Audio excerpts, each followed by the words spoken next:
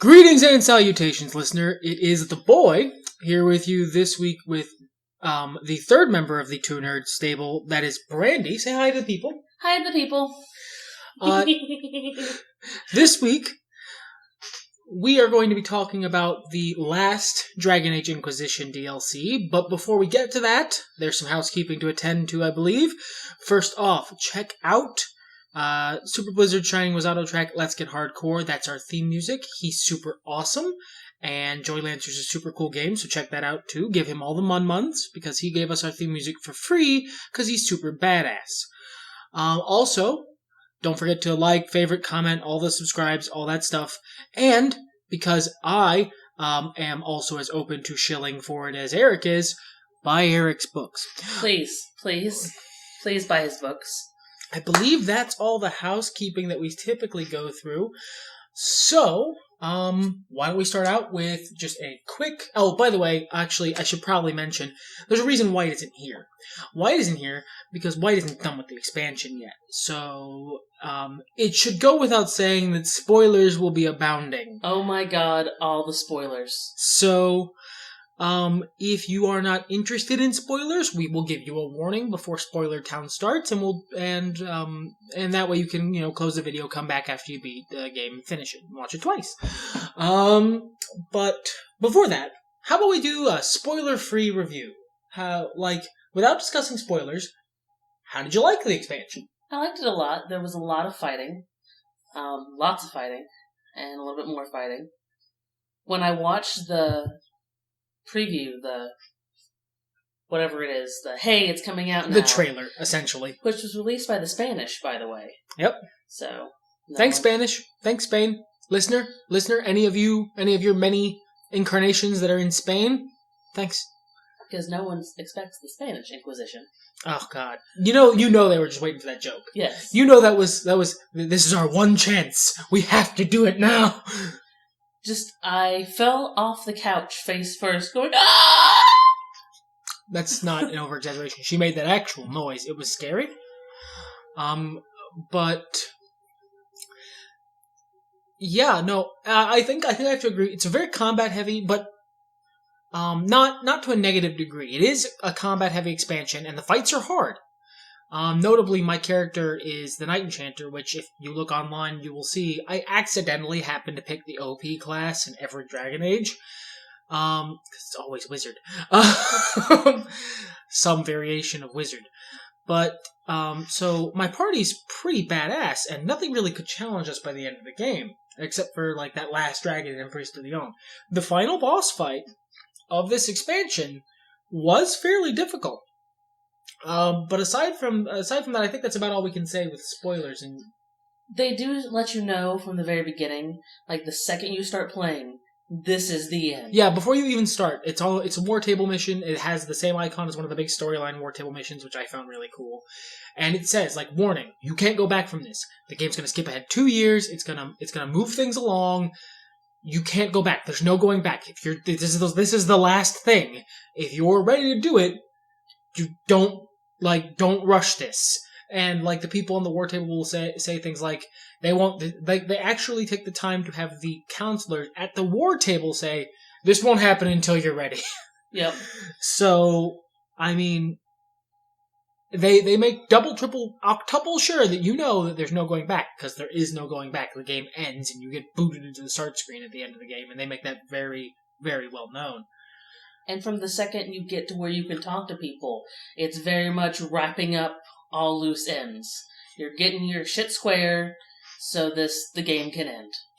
And I really, really like that. It kind of feels like the Citadel DLC for Mass Effect. I know you didn't play Mass Effect, so you don't have a lot to go by there, but for the listener, it feels a lot like the Citadel DLC in that it's just a really great wrap-up to everything. A really great way to sort of say goodbye for now to these characters and, sort of end the game on a solid note, which I really enjoy. And the great thing about this, by the time you beat the game, right before the credits roll, you will know what the next game is about and where it is located. That is true. They make it very clear. So, I think that's about all we can say without talking about spoilers. And even that last thing may kind of be a spoiler, but I don't really think it is. So what we're going to do is we're going to give the customary 2 Nerds 5 seconds, and then the spoiler town begins. Oh god, spoilers. Oh god, oh god, oh god.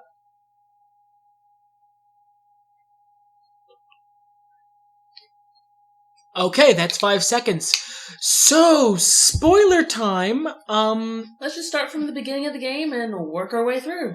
Yeah, I was going to start with the highlight, but that's probably better, because if I start with the highlight, that's all I'm going to talk about. So, from the beginning, it's essentially, like we mentioned, the time skip 2 years, and shit's going pear-shaped. Because the Inquisition's super big and scary, both Orlais and Ferelden want to either, take control of it or have it disbanded, respectively.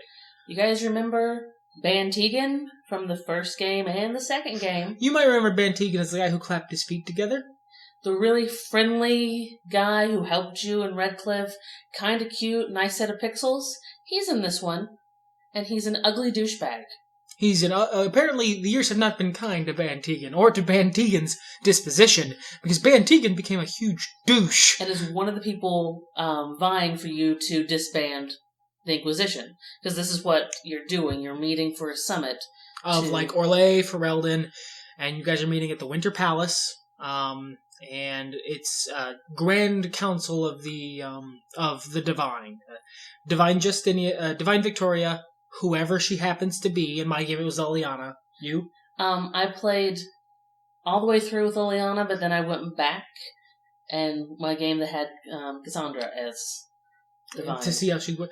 For me, Liliana fit really well in as Divine. She's in her element. Cassandra, not so much. Cassandra, you can tell, is there because she feels like she has a duty, but she would rather just be out hitting shit with her sword. Mm-hmm.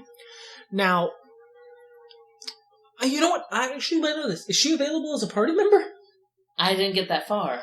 Oh god, you have to tell me if she is, because that'll be hilarious. Well, me and the Divine wrecking shit. We'll be right back. The only reason I loaded that game, and here comes a spoiler, is because at the beginning of this game, you talk to Giselle, and she's like, have a chance to talk to all your friends and wrap shit up. Mm-hmm. So, if you are romancing Cullen, he finds a Mubari, which, yay. He finds the Mubari either way, because I wasn't romancing Cullen. Yeah. He still found the Mubari. He gets a Mubari, and that's sweet. Well, then he proposes to you, and you have a chance to marry Cullen. That is just fan placation out Oh god, the ass. there's so much fan service in this thing anyway. Oh my god, But it's amazing. So your main save, you romanced Solus, if memory serves. Yes, and we will get to that. Anyway, so I mean, it's intrigue and court, and it's also a really, really cool adventure. They did a really cool thing where they managed to get you a bunch of new zones and a bunch of new places to go, and it's a very unique environment, and I really, really like that. And they did it in a very, very cool way, which is through the Alluvians. And they also, what I like is they made sure that your character was okay no matter what.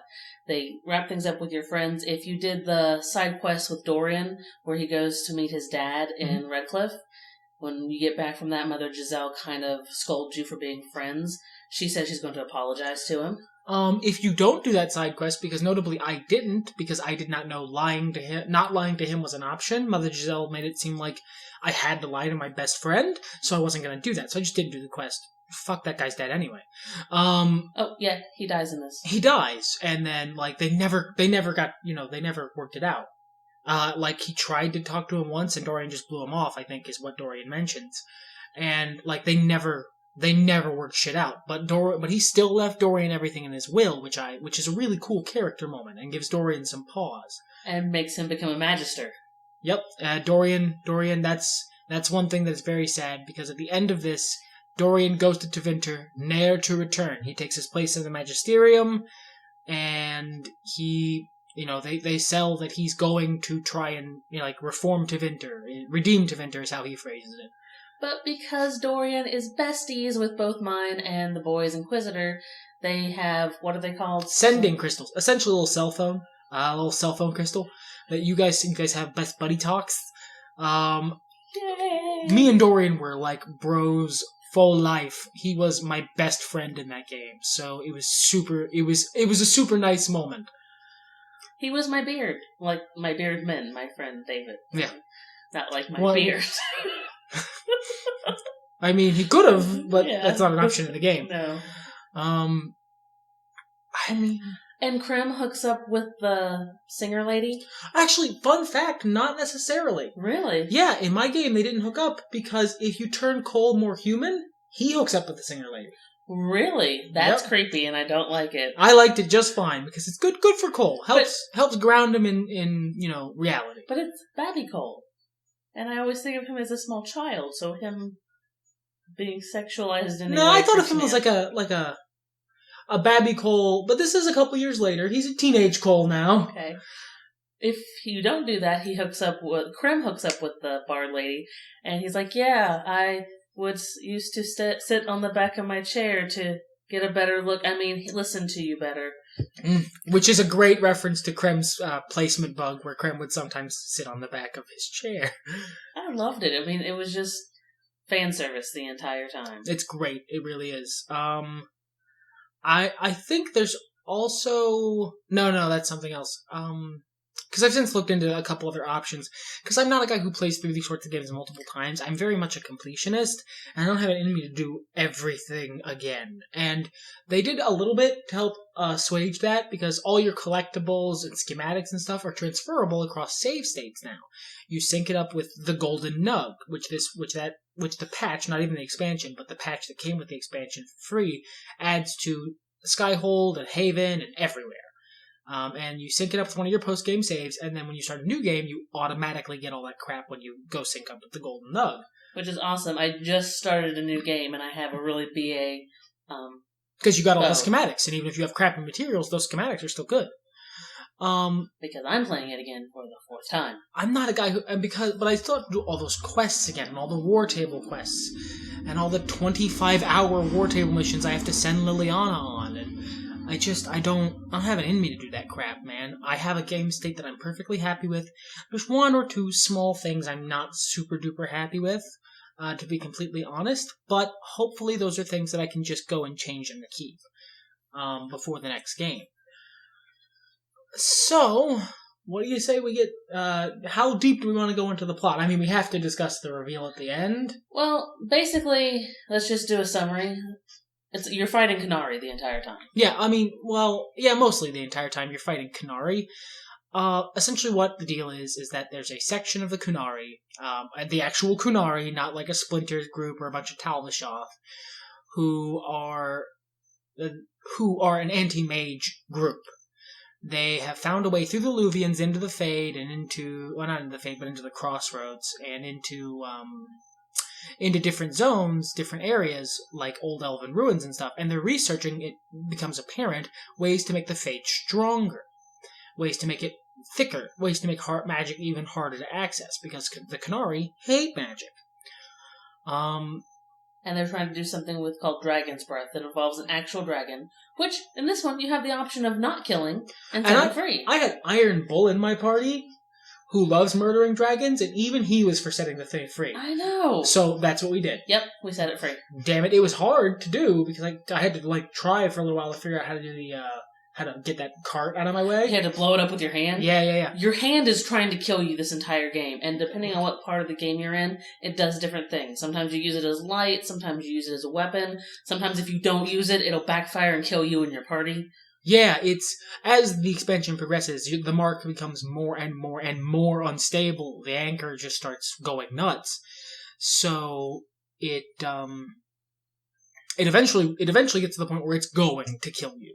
They make it very obvious that your Inquisitor is going to die. And there's a part where he goes off. He's like, "We save Ferelden, and they're angry. We save Olay, and they're angry." It's a great line, and I cannot deliver it with nearly the amount of passion that either the female or male voice actor does. I forgot to have my Xbox record that. Damn it. She says fuck, and I love it. But the lines are very good. All the interpersonal stuff with the characters is very good. There's a thing that you didn't do the first time around that I did, and I told you about it. A couple different things. and I want to tell the listeners so they don't forget. One, there comes a point after you hang out with your friends for a while where they say, all right, you're going to start the Grand Council. This will lock off hang out with your friends. That's bullshit. That is bullshit. After you finish the mission and get popped back out into the main zone, your friends are there and they have more stuff to say. And even more cool stuff to say. And stuff that helps wrap up other characters. And there's, after I think the first or second mission, there's the final wrap up for Sarah's character, which I really genuinely loved. So I encourage you, keep checking back. If they don't have anything to say, check everybody else. Because I didn't. Worst case scenario, they don't have anything to say. When you get to the area where it's a night map, they're all gone. Then, as far as I know, there's no more. Because eventually it becomes a night map. Also, when the game is over, as the credits roll, pay attention. Yes, I was listening to playing the game with my headphones on because spoilers for the people in the room. And so by the end, I was tired of having headphones on, so I just took it off. And I didn't hear Cassandra reading Varric's latest book out loud.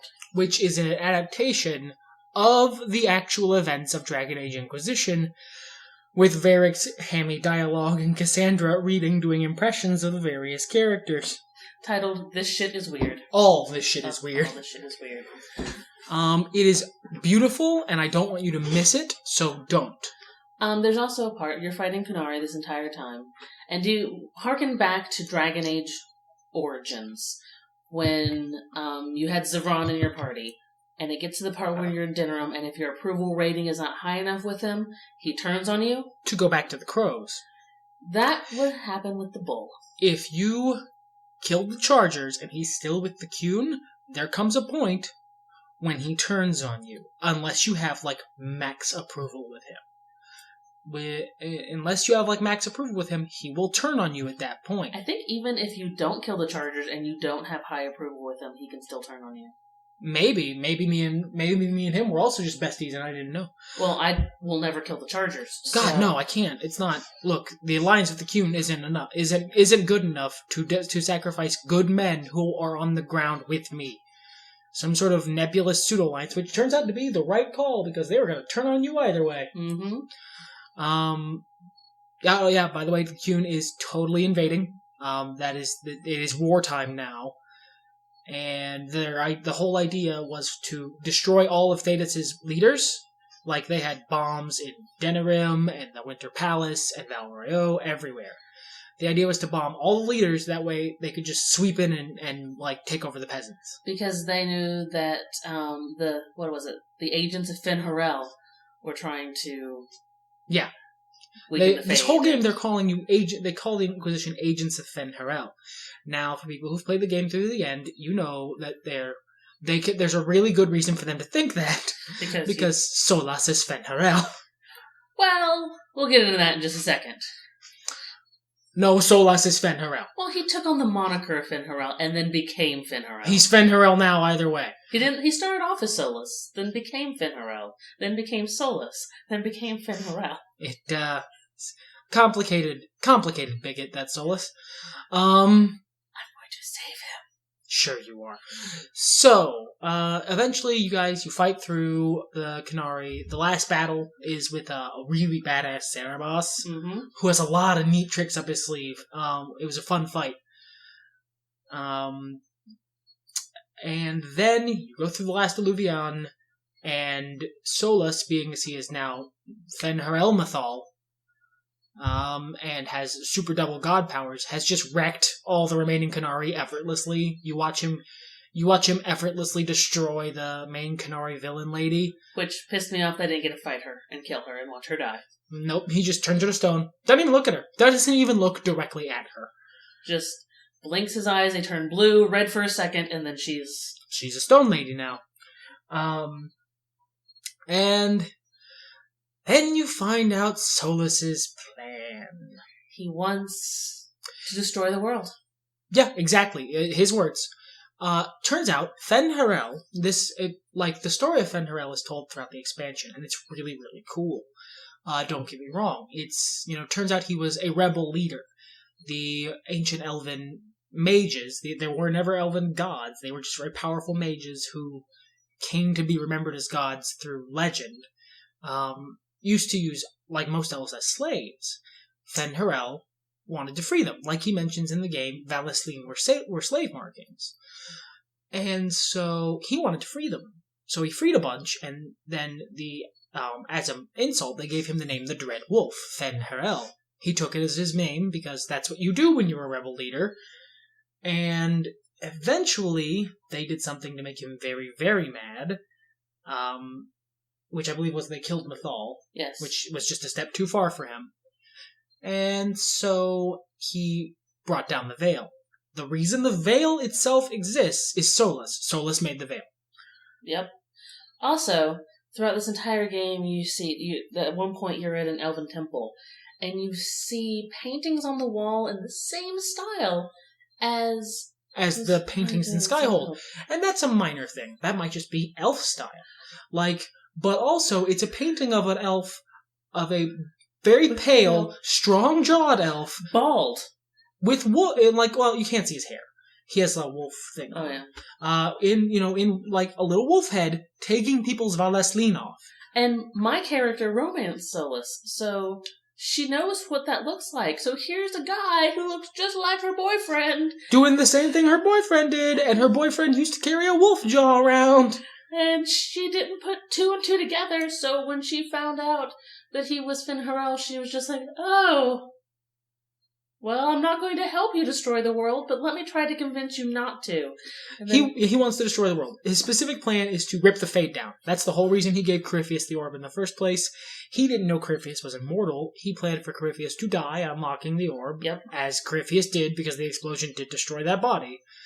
And then he would grab the orb, take the anchor, go into the Fade, rip the veil down, and then the ensuing destruction would have just burned the world to cinders. And since he would have been able to reclaim his godly might of ancient elven magic, he would have just remade his world, the world of the Evanurus, the world of the elves. And so this comes a point, especially if you've romanced him, you're tearing up, everyone's sad, you give him one final kiss, but the entire time your hand is fucking going off. Trying to murder you, clearly. And he stops it for a second. And the entire time I'm thinking, at this point I would just chop the fucking thing off. Well, so, here's the thing. That's what he did. Yeah. The Inquisitor chops their hand off. So... Well, arm at the elbow. Yeah. So after, Solus leaves, he tells you his plan. If you romanced him, it's very sad, you kiss... If you didn't romance him, you mostly just look at him like he's a crazy psycho-genocidal maniac, because he is. If you're in love with him, you look at him like, I've got to try to stop him and save him from himself. Whereas my guy said, if I live, you know I'm going to kill you, right? I was just like, I will stop you and save you from yourself. Do you know what? His line is actually really, really good in my version, because it's like, if I survive, I'm coming to stop you. He just goes, I know. At one point in mine, where we finally find out that Solus is involved, right?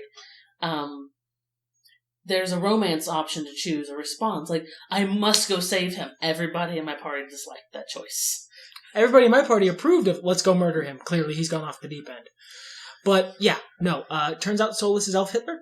After you find that out, he goes away. The next scene, you show back up at the council. Your arm is pinned up, where you've cut off your arm, which was hilarious, because I'm like, why don't you just chop off your arm? Next scene, oh, good, you listened to me. But yeah, and then you get to decide whether or not the Inquisition continues, under the Divine, and... I forgot Solus had a really good line. They can hear it. It's a good line. The spies one. Oh, yeah. That does make it. That becomes important. He mentions that the reason he found out about the Canary plot to destroy everything is because his spies in the Inquisition found the Canary spies in the Inquisition. The Canary spies tripped over his spies in the Inquisition. Yeah, so it becomes like throughout the thing they give you a bunch of different information as to whether or not it's a good idea for the Inquisition to continue. And in the end, when you're given the choice, it says straight out, if you pick Divine, the efforts to stop Solus will be stronger, but more prone to corruption. And Solus already proved that he had spies all throughout the Inquisition.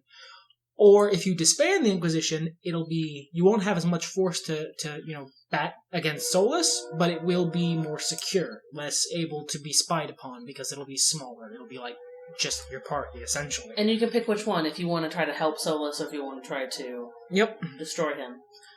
I picked keep the Inquisition together and try to save Solus from himself. I picked murder him and destroy the Inquisition. So, because I'm going to go save him. Now, when I play through it again, I'm going to kill him. Because I'm not going to be in love with him. It's a character decision. But ultimately, it's a very... That's basically the summary of the plot. There's a lot of really interesting lore implications from this. The whole reason the Veil exists in the first place is Solus.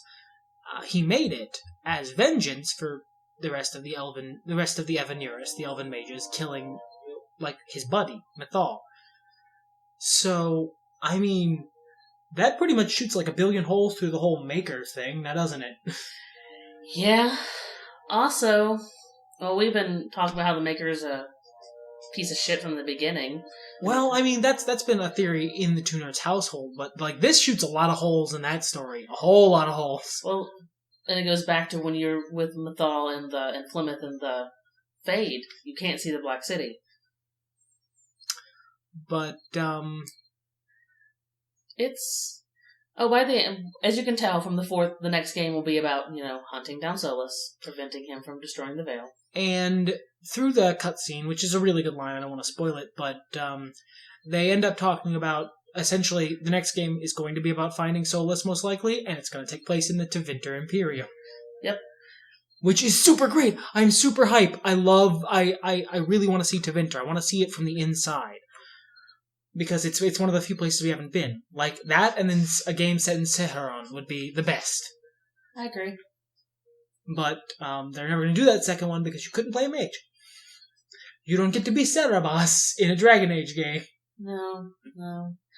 But that's about it. That's the DLC. It's pretty awesome. It's worth $15. It takes about 5-6 hours to play.